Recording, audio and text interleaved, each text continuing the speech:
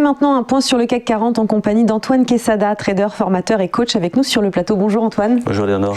Merci d'être avec nous. Alors les marchés sont toujours aussi stables, le CAC 40 ne décolle pas. On imagine qu'avec les annonces de reconfinement, l'indice parisien va être sous pression. Comment ouvre-t-il ce matin ? Eh bien, il vient d'ouvrir effectivement en baisse, très légère baisse, moins 0,70% à 6020 points. Bon, les futurs laissaient entendre cette ouverture en nette baisse malgré tout, avec un léger gap baissier. Bon, rien de méchant si l'on regarde le parcours que le CAC fait déjà depuis plusieurs semaines. Ceci dit, effectivement, il était normal qu'il y ait un petit coup de frein. Si on regarde le graphique que je viens de vous envoyer, bon, on était tout près, à 20 points près, des plus hauts de février de l'année dernière, c'est-à-dire d'avant la crise du Covid, comme si cette crise n'avait pas existé, entre guillemets, d'un point de vue purement graphique. Donc il est normal qu'à l'approche de ce niveau qui est, évidemment, on le voit ici en pointillé bleu, qui est un niveau connu et reconnu de tous et sur lequel, bon, qui fait un peu office d'épouvantail à court terme, hein, ce qui est tout à fait légitime.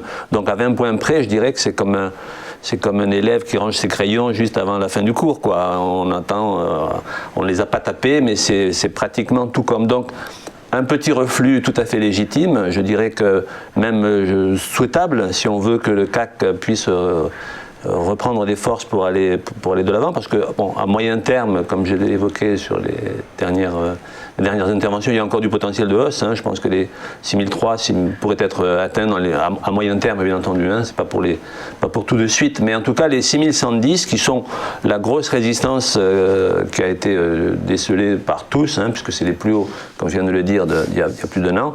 Il est normal que le marché respire, retrace. Donc là, on est sur le niveau des 6020 points à l'heure actuelle, qui correspond à quelques points près à ce qu'on appelle une moyenne mobile. Alors la moyenne mobile, c'est la ligne en rouge que vous avez, pardon, cette moyenne qui colle au cours, qui est une moyenne mobile à 8 unités de temps, que j'utilise dans mes graphiques et dans mes formations. Donc elle fait office de support en général quand on la tape dans un premier temps. On est dans un support de court terme ici.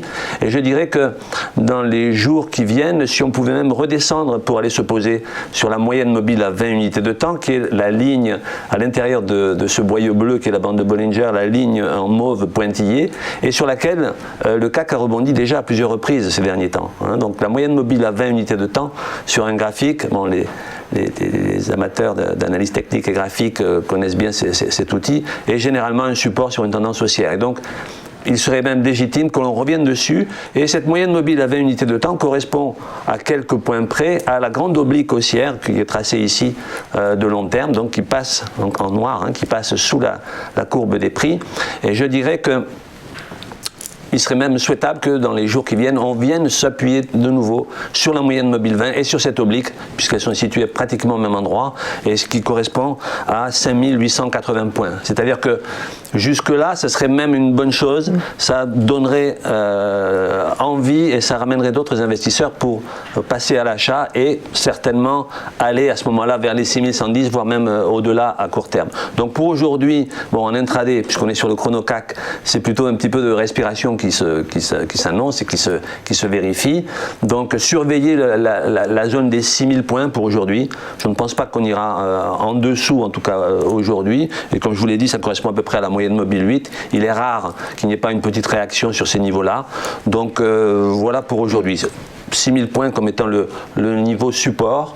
Et ensuite, on va peut-être en fonction de ce que feront les États-Unis cet après-midi, osciller entre 6000 et peut-être 6040 points. On parle aussi d'un phénomène technique qui s'appelle le phénomène des 4 sorcières. Absolument, c'est une échéance trimestrielle. Alors je ne suis pas un spécialiste de ce domaine, moi c'est mon domaine de prédilection, c'est l'analyse technique, mais effectivement c'est une échéance trimestrielle qui en général provoque des mouvements assez violents sur les indices. Et apparemment en Europe ça arrivera vers 11h45, j'ai vu, dans la matinée. Voilà. Je connais plus bravo, Léonore, tout à fait, sur ce point-là, il n'y a pas de doute. Merci beaucoup Antoine Quesada pour cette analyse. On se retrouve dans quelques instants pour les Market Movers.